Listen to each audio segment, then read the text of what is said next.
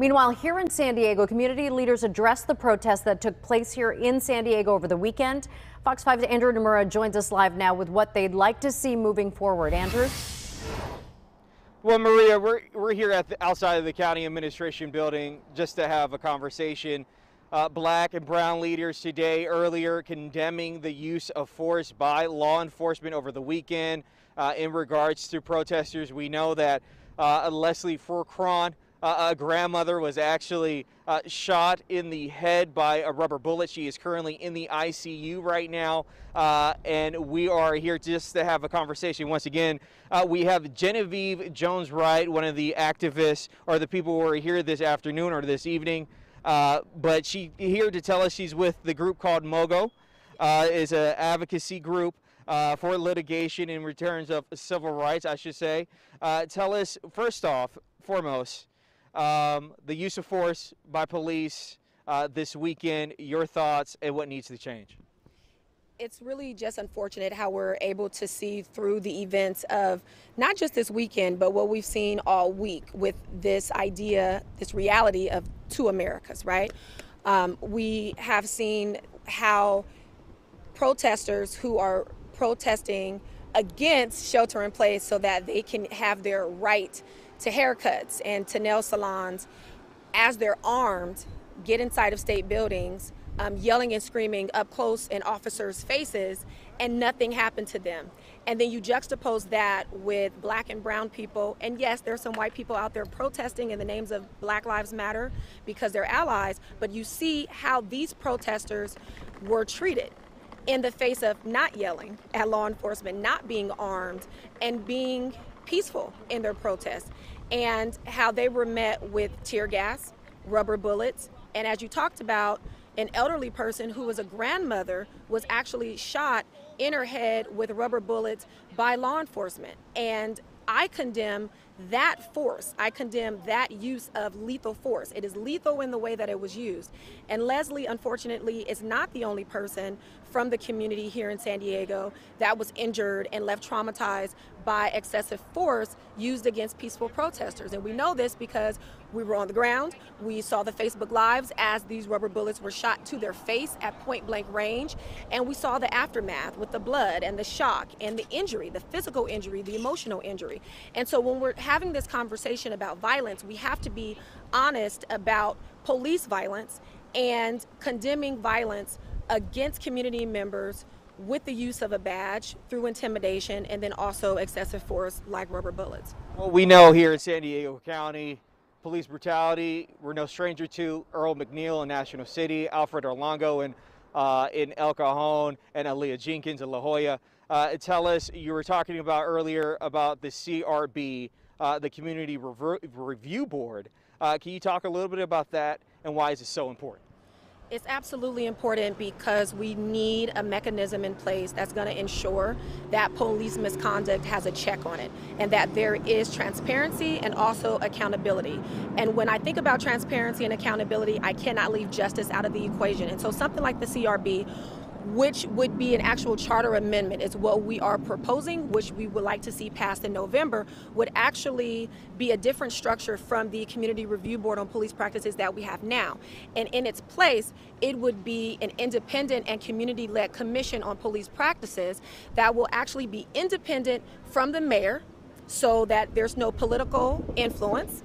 It would be independent from the police, and it will also be independent from the city attorney, which is very important. So it would have its own subpoena power so that this particular review board would have access to witnesses and officers and documents in order to get at the truth behind misconduct allegations that are police activity related.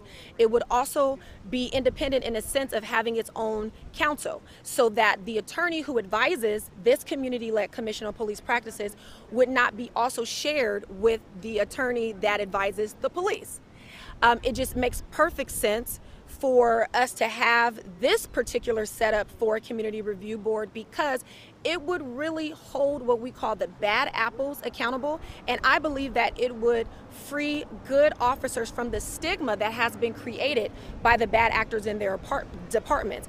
And what I see happening here is more justice for victims of police violence, less bureaucracy, and more independence. And who can argue with more independence, more transparency, and more accountability? I think that we're all for that, and this is why this is such a great idea. And more than an idea, we have to make it a reality for San Diego. And you said that this is going to be put on the ballot come November, am I correct?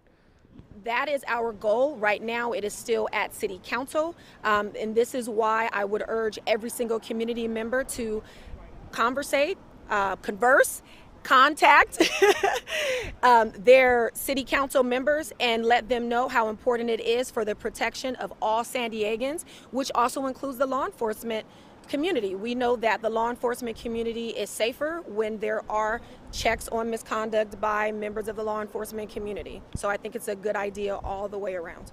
Well, we know that that is a long-term solution, hopefully in the near future.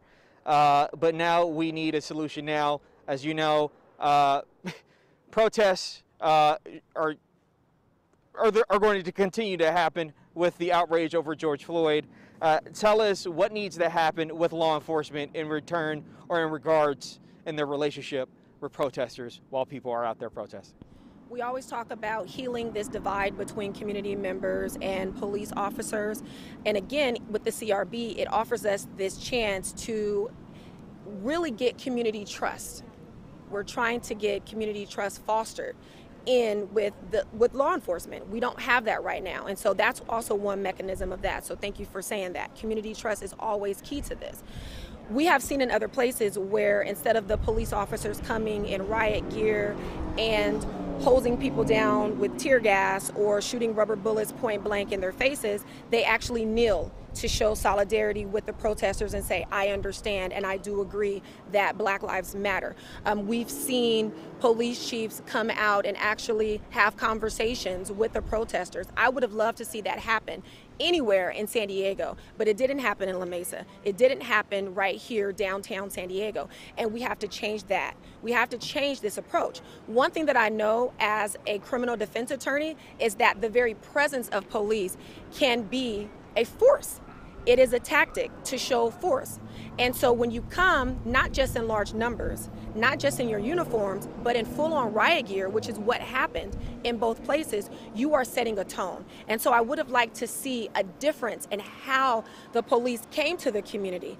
I think that we all can agree that what we've seen happen across this nation and also in San Diego with lives being taken at the hand of law enforcement, that we all have to sit back and say something must change. So why would we meet community members who are simply protesting against the killing of Black people with impunity? Let's understand that. This is what we're protesting. We are protesting the killing of Black people by police officers with impunity. We have seen nothing happen. And so when the police comes into this particular environment where we know that this is the stage that has been set, there should be some showing of compassion, some showing of empathy, and some showing of human-centered care. And I just didn't see that, and that really concerns me.